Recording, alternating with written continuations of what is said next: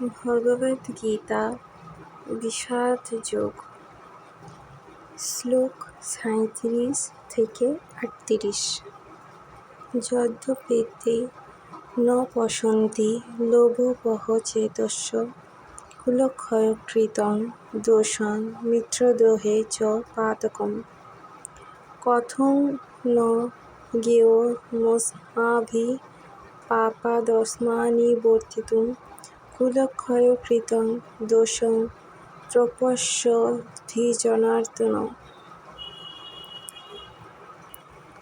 অনুবাদ: হে জনার্দন, যদিও এরা রাজ্যলোভের দ্বারা প্রভাবিত হয়ে কুলক্ষয়জনিত দোষ ও মিত্রদ্রোহ নিমিত্ত পাপ লক্ষ্য করছে না, কিন্তু আমরা কুলক্ষয়জনিত দোষ লক্ষ্য করেও এই পাপকর্মে কেন প্রবৃত্ত হব? তাৎপর্য: যুদ্ধে ও পাশাখেলায় আহ্বান করা হলে কোনো ক্ষত্রিয় বিরোধী পক্ষের সেই আহ্বান প্রত্যাখ্যান করতে পারে না। দুর্যোধনের দল সেই যুদ্ধে অর্জুনকে আহ্বান করেছিলেন, তাই যুদ্ধ করতে অর্জুন বাধ্য ছিলেন।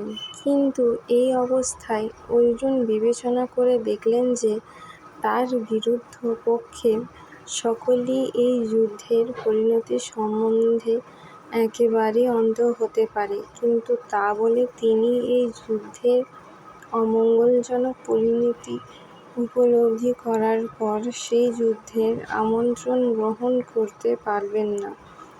এই ধরনের আমন্ত্রণের বাধ্যবাধকতা তখনই থাকে যখন তার পরিণতি ভালো হয়, অন্যথায় এর কোনো বাধ্যবাধকতা নেই।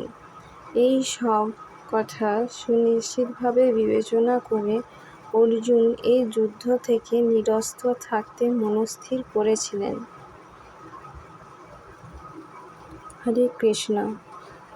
ভালো লাগলে লাইক, কমেন্ট এবং সাবস্ক্রাইব করে যাবেন। ধন্যবাদ। রাধে রাধে।